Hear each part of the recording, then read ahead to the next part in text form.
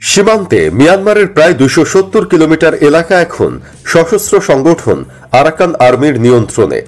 Rakhine রাজ্যে নিজেদের নিয়ন্ত্রণ প্রতিষ্ঠার পর গত ডিসেম্বর মাসে নাফ নদী দিয়ে পণ্যবাহী জাহাজ চলাচলে নিষেধাজ্ঞা দেয় বিদ্রোহী গোষ্ঠী আরাকান আর্মি, যার প্রভাব পড়েছে টেকনাফ কেন্দ্রিক সীমান্ত বাণিজ্যে। এরই মধ্যে আরাকান আর্মি বাংলাদেশের পণ্যবাহী জাহাজ আটকে দেওয়ার মতো ঘটনা ঘটিয়েছে। তারা যে ভবিষ্যতে বাংলাদেশের জন্য হুমকি হয়ে দাঁড়াবে এটাও এখন অত্যন্ত পরিষ্কার।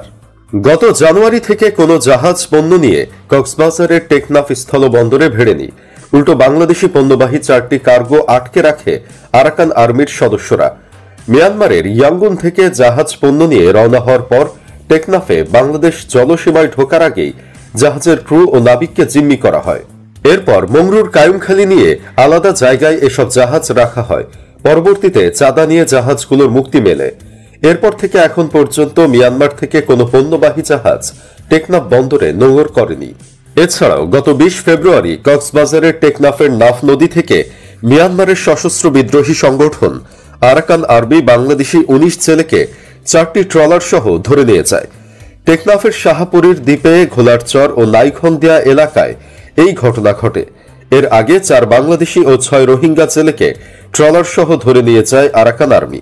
বর্তমানে এই পরিস্থিতিতে বাংলাদেশ মিয়ানমার সীমান্তের নাফ নদীতে দেশটির জলসীমানা দিয়ে চলাচলকারী নৌযান থেকে কমিশন এবং সীমান্ত বাণিজ্যে ভাগ চায় আরাকান আর্মি। এ কারণে পণ্য ভর্তি কার্গো আটকে রাখা এবং বাংলাদেশিদের ধরে নিয়ে যাওয়ার মতো নজিরবিহীন ঘটনা ঘটাচ্ছে তারা। কিন্তু কেন সীমান্ত বাণিজ্যে ভাগ চাইছে আরাকান আর্মি? কি বার্তা দিতে চাইছে তারা? এই অবস্থায় বাংলাদেশের সামরিক বাহিনী কি পদক্ষেপ গ্রহণ করতে যাচ্ছে? বন্ধুরা, এই সবকিছুই জানতে পারবেন আমাদের আজকের ভিডিওতে। ভিডিওটি শুরু করার পূর্বে অনুরোধ রইল একটি লাইক দিয়ে শেষ পর্যন্ত দেখবেন। তো চলুন শুরু করি। বাংলাদেশ ও আরাকান রাজ্যকে বিভক্ত করে বয়ে গেছে নাফ নদী। বাংলাদেশের কক্সবাজার জেলার টেকনাফ উপজেলা দেশের সর্বদক্ষিণের শহর। এর এক পাশে বঙ্গোপসাগর, অন্য পাশে নাফ নদী। এই নদীতে গড়ে ওঠা বন্দর দিয়েই মূলত বাংলাদেশ ও মিয়ানমারের মধ্যে বাণিজ্য চলত। চোরাচালান নিরুৎসাহিত করে মিয়ানমারের সঙ্গে বৈধ পথে বাণিজ্য চালুর জন্য ১৯৯৫ সালের ৫ সেপ্টেম্বর টেকনাফ স্থলবন্দর স্থাপন করা হয়। এরপর থেকে এই বন্দর দিয়ে দুই দেশের মধ্যে বাণিজ্য চলছিল। গত ২০২২-২৩ অর্থ বছরেও এই স্থলবন্দর দিয়ে মিয়ানমার থেকে আমদানি হয়েছে ১৫৪৫ কোটি ৮১ লক্ষ টাকার পণ্য, আর বাংলাদেশ থেকে রপ্তানি হয়েছে ৫ কোটি ১০ লাখ টাকার পণ্য। আর গত ২৯ বছরে টেকনাফ স্থলবন্দর দিয়ে মিয়ানমার থেকে মোট ১০,৩১৬ কোটি ৭৪ লাখ টাকার পণ্য আমদানি হয়েছে। এর বিপরীতে বাংলাদেশ থেকে মিয়ানমারে রপ্তানি হয়েছে ২৯২ কোটি টাকার পণ্য। মিয়ানমার থেকে বাংলাদেশে আমদানি হওয়া পণ্যের মধ্যে রয়েছে কাঠ, রুই ও কাতলা মাছ, শুটকি, বরই আচার, পেঁয়াজ, প্লাস্টিক পণ্য ইত্যাদি। অন্যদিকে বাংলাদেশ থেকে রপ্তানি হতো সিমেন্ট, গেঞ্জি, থান কাপড়, প্লাস্টিকের পাইপ, মানুষের মাথার চুল, অ্যালুমিনিয়াম পণ্য, হাঙর মাছ, চামড়া, অক্স, পেনিস ইত্যাদি।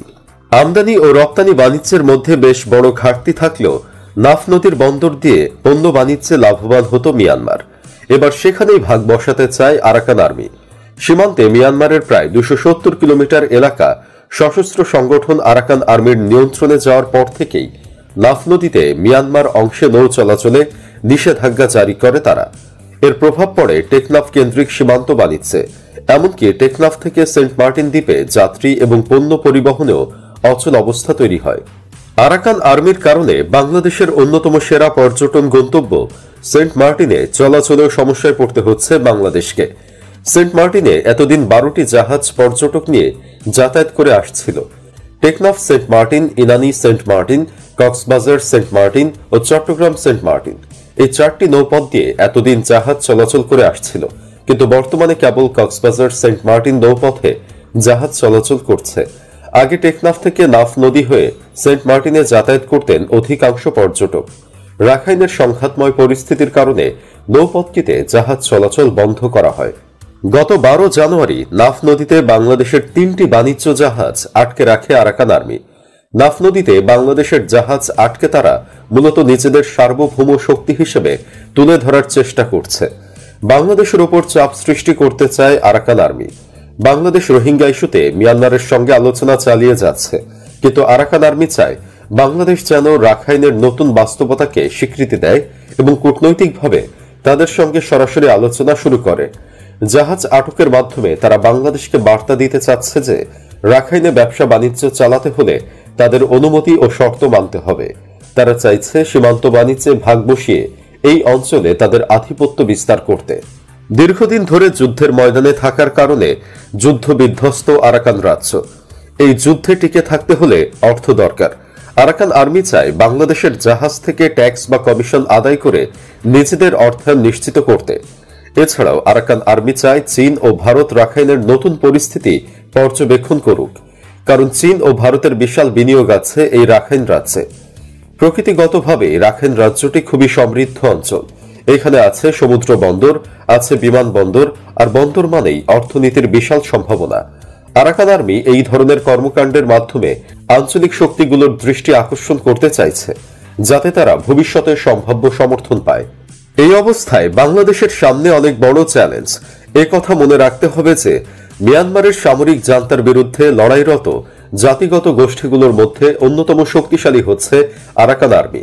তারা মিয়ানমারের রাখাইন রাজ্যের বড় একটি অংশ নিজেদের নিয়ন্ত্রণে নিয়েছে এবং কৌশলগতভাবে শক্ত অবস্থানে রয়েছে তারা।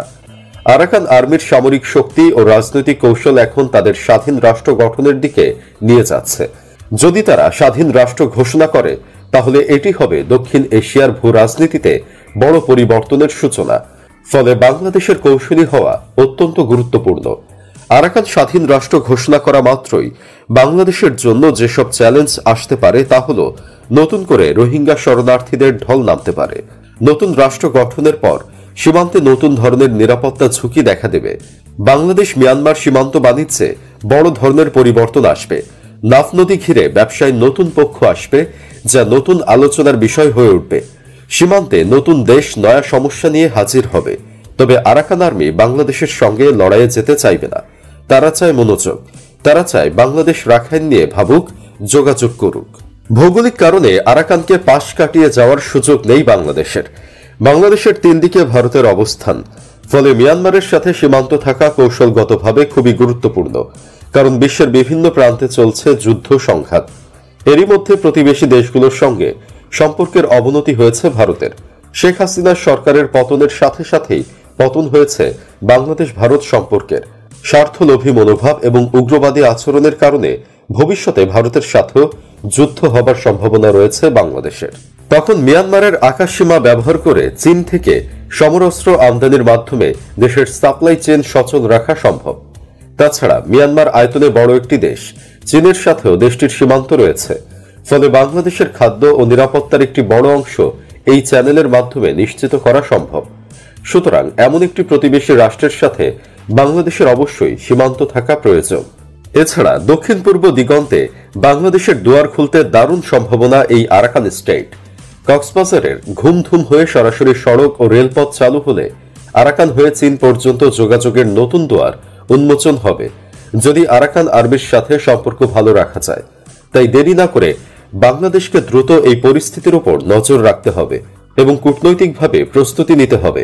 সরাসরি না হলেও মধ্যস্থতাকারীদের মাধ্যমে আরাকান আর্মির সঙ্গে আলোচনা করতে হবে। ভুলে গেলে চলবে না, দেশে এখন 14 লাখ রোহিঙ্গা অবস্থান করছে। তাদের ফেরাতে হলে আরাকান আর্মির সমর্থন লাগবেই। সম্প্রতি বাংলাদেশের প্রধান উপদেষ্টা ডক্টর মোহাম্মদ ইউনুস আসিয়ানভুক্ত দেশগুলোর শীর্ষ নেতাদের সাথে বৈঠক করেছেন। বাংলাদেশ আসিয়ানের সদস্য হওয়ার পথেই রয়েছে। আরাকান ইস্যুতে চীন, ভারত এবং আসিয়ান দেশগুলোর সঙ্গে আলোচনা করে একটি দীর্ঘমেয়াদী পরিকল্পনা নিতে হবে। আরাকান আর্মি চায় বাণিজ্য ইস্যুতে তাদের সাথে আলাপ করুক বাংলাদেশ। নতুন রাষ্ট্রের সঙ্গে কিভাবে বাণিজ্য পরিচালনা করা হবে তার জন্য বাংলাদেশকে অবশ্যই কৌশলী কূটনৈতিক পদক্ষেপ নিতে হবে, যাতে ভবিষ্যতে নাফ নদী সহ দেশের দক্ষিণ অঞ্চলে কোনো সংঘাতময় পরিস্থিতি তৈরি না হয়। তো বন্ধুরা, বর্তমান এই পরিস্থিতিতে বাংলাদেশের কি করা উচিত? কমেন্ট বক্সে জানিয়ে দিন আপনার মূল্যবান মতামত। দেখা হবে পরবর্তী ভিডিওতে। আল্লাহ হাফেজ।